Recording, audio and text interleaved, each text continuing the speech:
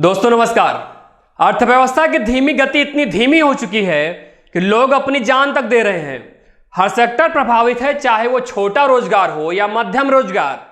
पहले ही लोगों को नौकरियां नहीं मिल रही थी और अब कोरोना महामारी ने इस देश में बेरोजगारी का संकट और भी बढ़ा दिया है। Centre for monitoring Indian economy यानी CMIE ने ताजा रिपोर्ट में आगाह किया है कि जुलाई महीने में 50 लाख नौकरियां चली गई। पिछले साल की औसत के मुकाबले इस साल अब तक 1,90,00,000 सैलरीड लोगों को अपनी नौकरी से हाथ धोना पड़ा है। इस साल अप्रैल से जुलाई तक करीब 1,89,00,000 सैलरीड लोगों ने अपनी नौकरी गंवा चुके हैं। 2019 और 2020 के औसत के मुकाबले इस साल नौकरियां 1,90,00,000 घट गई। किसी भी योजना को लॉन्च करना इतना इंपॉर्टेंट नहीं है, मायने रखता है कि वो कितना जमीनी स्तर पर कितना काम कर रहा है। लोगों की नौकरियां लगातार जा रही हैं, फिर भी रोजगार मुद्दा नहीं है। बेरोजगार होने की वजह से लोग आत्महत्या कर रहे हैं, लेकिन यह भी मुद्दा नहीं है।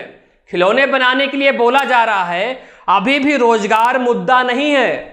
मुद्दा तो यह है कि रसोड़े में कौन था।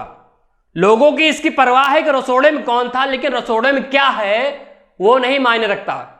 भूख से मरने वाले परिवारों की वीडियो को अगर आपके सामने आती है तो 20 किलो चावल देकर लोग उसको खुश कर देते हैं, लेकिन वह 20 किलो चावल कितने दिन तक टिकेगा इसकी चिंता उनको नहीं है, क्योंकि अब न्यूज चैनलों द्वारा सबका ध्यान दूसरी तरफ किया जा रहा है ताकि आपका ध्यान उस पर ना जाए जो मेन मुद्दा है।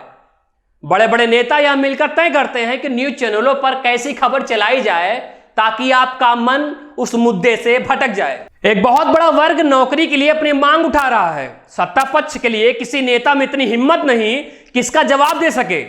नौजवानों की संख्या भले ही करोड़ों में हो, लेकिन इसका कोई मतलब नहीं रह गया, क्योंकि प्रधानमंत्री जी इसके बारे में सुनना ही नहीं चाहते, ना कुछ उस पर बोलना चाहते हैं। अगर आपकी नौकरी चली गई तो परेशान मत होइए, क्योंकि सरकार कुछ नहीं करने वाली। सत्ता पक्ष का एक प्रवक्ता इस पर डिबेट कर सकता है कि रसोड़े में कौन था, शायद आप समझ ही गए होंगे, लेकिन मैं उनके खिलाफ बोल नहीं सकता।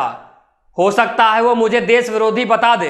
अगर आपने यह कह दिया कि सरकार अच्छा काम नहीं कर रही है तो हो सकता है आपको देश विरोधी बताया जाए, या हो सकता है सरकार के अंधभक्त शायद मेरी वीडियो को कभी ना देखें, क्योंकि मैं सरकार की कमियों को बता रहा हूं।